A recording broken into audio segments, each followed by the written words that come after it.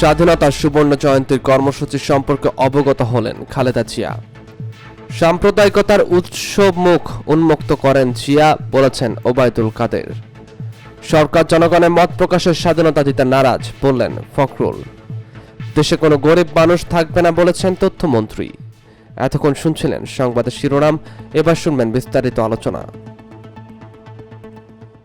স্বাধীনতার সুবর্ণ জয়ন্তীর কর্মসূচি সম্পর্কে অবগত হলেন খালেদা জিয়া। মহান স্বাধীনতার সুবর্ণ জয়ন্তী উদযাপন উপলক্ষে বিএনপি তাদের দলীয় কর্মসূচি উদ্বোধন করতে যাচ্ছে। তার আগে দলীয় প্রধান খালেদা জিয়াকে এই বিষয়ে অবগত করেছেন বিএনপির নেতারা। একাধিক সূত্র থেকে এ তথ্য নিশ্চিত হওয়া গেছে। সূত্র জানায়, দলের স্থায়ী কমিটির সদস্য ডক্টর খন্দকার মোশাররফ হোসেনের নেতৃত্বে মহাসচিব মির্জা ফখরুল ইসলাম আলমগীর এবং চেয়ারপারসনের উপদেষ্টা আব্দুস সালাম রোববার 28 ফেব্রুয়ারি সন্ধ্যায় গুলশানে খালেদা জিয়ার বাসভবনে গিয়ে দেখা করেন।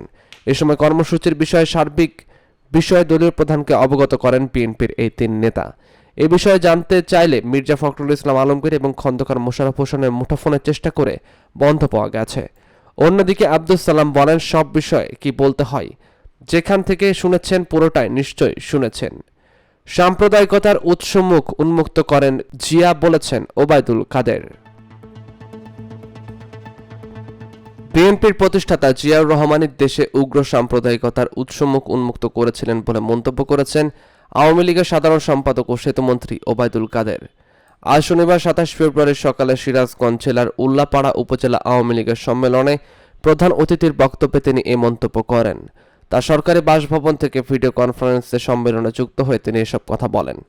তিনি বলেন, রক্ত দিয়ে অর্জিত মুক্তিযুদ্ধের চেতনাকে ভুলণ্ঠিত করে সাম্প্রদায়িক গোষ্ঠীকে রাজনীতি করার সুযোগ করে দিয়েছিলেন জিয়াউর রহমান। আগামীকাল রোববার 28 ফেব্রুয়ারি অনুষ্ঠেয় পঞ্চম ধাপের পৌরসভা নির্বাচনের শান্তিপূর্ণ উৎসবমুখর পরিবেশে হবে জানিয়ে ওবায়দুল কাদের বলেন, অন্য ধাপের মতো গতকালের নির্বাচনে সরকার কোনো হস্তক্ষেপ করেনি। সরকার জনগণের মত প্রকাশের স্বাধীনতা দিতে নারাজ, বলেছেন ফখরুল। ডিজিটাল নিরাপত্তা আইনের মাধ্যমে সরকার জনগণের মত প্রকাশের স্বাধীনতা দিতে নারাজ বলে মন্তব্য করেছেন বিএনপির মহাসচিব মির্জা ফখরুল ইসলাম আলমগীর। রোববার 28 ফেব্রুয়ারি সকালে গুলশানে দলটির চেয়ারপারসনের রাজনৈতিক কার্যালয়ে আয়োজিত সংবাদ সম্মেলন করেছেন বিএনপির মহাসচিব এবং সংবাদ সম্মেলনে তিনি কারাগারে যাওয়া লেখক মুস্তাক আহমেদের প্রসঙ্গ টেনে এই মন্তব্য করেন। মির্জা ফখরুল বলেন, সরকার রাষ্ট্রযন্ত্রকে ব্যবহার করে জনগণের সাংবিধানিক অধিকার অন্যায়ের প্রতিবাদ করা বা তাদের মত প্রকাশকে চরমভাবে ক্ষুণ্ণ করেছে। এর জন্য যতগুলো আইন করেছে এর মধ্যে নিকৃষ্টতম আইন হচ্ছে ডিজিটাল সিকিউরিটি আইন। এই আইনের মধ্য দিয়ে সরকার চরমভাবে একনায়কতান্ত্রিক একটি সরকারে পরিণত হয়েছে। সরকার কোনোভাবেই জনগণের ন্যূনতম সাংবিধানিক অধিকারকে সম্মান দিতে রাজি নয়। আমরা এর তীব্র নিন্দা জানাচ্ছি, প্রতিবাদ করছি। আমরা আশা করি সরকার এসব হীন কর্ম থেকে বিরত থাকবে, সরে আসবে এবং জনগণের অধিকারকে প্রতিষ্ঠা করার সুযোগ দেবে।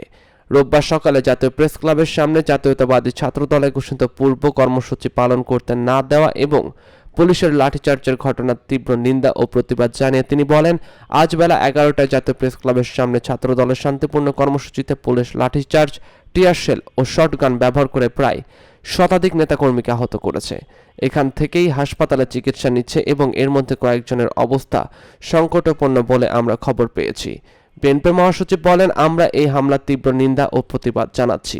এই হামলা থেকে আবারও প্রমাণিত হলো সরকার মত প্রকাশের কোনো স্বাধীনতা দিতে নারাজ। তারা গণতান্ত্রিক অধিকারগুলোকে হরণ করে নিয়েছে। দেশে কোনো গরিব মানুষ থাকবে না, বললেন তথ্যমন্ত্রী। তথ্যমন্ত্রী ডক্টর হাসান মাহমুদ বলেছেন, অল্প সময়ের মধ্যে দেশে কোনো গরিব মানুষ থাকবে না। রোববার 28 ফেব্রুয়ারি দুপুরে নওগাঁর আত্রায়ে সাহেবগঞ্জ উপজেলা আওয়ামী লীগের ত্রিবার্ষিক সম্মেলনের প্রধান অতিথির বক্তব্যে তিনি একথা বলেন।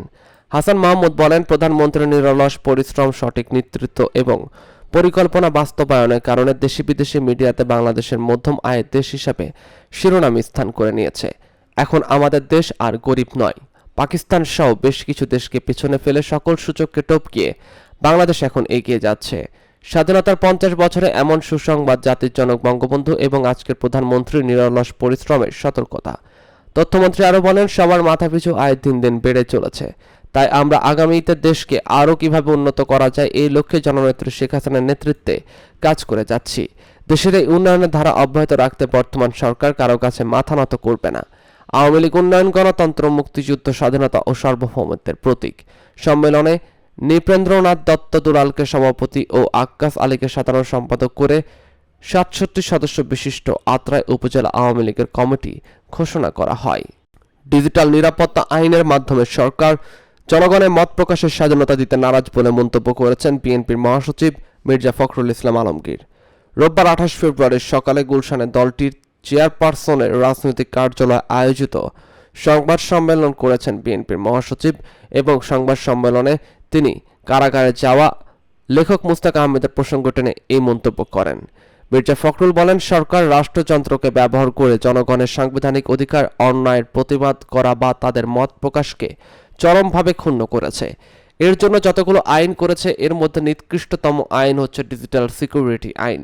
এই আইনের মধ্য দিয়ে সরকার চরমভাবে একনায়কতান্ত্রিক একটি সরকারে পরিণত হয়েছে। সরকার কোনোভাবেই জনগণের ন্যূনতম সাংবিধানিক অধিকারকে সম্মান দিতে রাজি নয়। আমরা এর তীব্র নিন্দা জানাচ্ছি, প্রতিবাদ করছি। আমরা আশা করি সরকার এসব হীন কর্ম থেকে বিরত থাকবে, সরে আসবে এবং জনগণের অধিকারকে প্রতিষ্ঠা করার সুযোগ দেবে। রোববার সকালে জাতীয় প্রেস ক্লাবের সামনে জাতীয়তাবাদী ছাত্রদলের ঘোষিত পূর্ব কর্মসূচি পালন করতে না দেওয়া এবং পুলিশের লাঠিচার্জের ঘটনার তীব্র নিন্দা ও প্রতিবাদ জানিয়ে তিনি বলেন, আজ বেলা ১১টায় জাতীয় প্রেস ক্লাবের সামনে ছাত্রদলের শান্তিপূর্ণ কর্মসূচিতে পুলিশ লাঠিচার্জ, টিয়ার শেল ও শটগান ব্যবহার করে প্রায় শতাধিক নেতাকর্মীকে আহত করেছে। এখান থেকেই হাসপাতালে চিকিৎসা নিচ্ছে এবং এর মধ্যে কয়েকজনের অবস্থা সংকটাপন্ন বলে আমরা খবর পেয়েছি। বিএনপি মহাসচিব বলেন, আমরা এই হামলার তীব্র নিন্দা ও প্রতিবাদ জানাচ্ছি। এই হামলা থেকে আবারও প্রমাণিত হলো সরকার মত প্রকাশের কোনো স্বাধীনতা দিতে নারাজ। তারা গণতান্ত্রিক অধিকারগুলোকে হরণ করে নিয়েছে। তথ্যমন্ত্রী ডক্টর হাসান মাহমুদ বলেছেন, অল্প সময়ের মধ্যে দেশে কোনো গরিব মানুষ থাকবে না। রোববার ২৮ ফেব্রুয়ারি দুপুরে নওগাঁর আত্রাই সাহেবগঞ্জ উপজেলা আওয়ামী লীগের ত্রিবার্ষিক সম্মেলনের প্রধান অতিথির বক্তব্যে তিনি একথা বলেন। হাসান মাহমুদ বলেন, প্রধানমন্ত্রীর নিরলস পরিশ্রম, সঠিক নেতৃত্ব এবং পরিকল্পনা বাস্তবায়নের কারণে দেশি বিদেশি মিডিয়াতে বাংলাদেশের মধ্যম আয়ের দেশ হিসাবে শিরোনামে স্থান করে নিয়েছে। এখন আমাদের দেশ আর গরিব নয়। পাকিস্তান সহ বেশ কিছু দেশকে পিছনে ফেলে সকল সূচককে টপকিয়ে বাংলাদেশ এখন এগিয়ে যাচ্ছে। স্বাধীনতার ৫০ বছরে এমন সুসংবাদ জাতির জনক বঙ্গবন্ধু এবং আজকের প্রধানমন্ত্রীর নিরলস পরিশ্রমের সতর্কতা।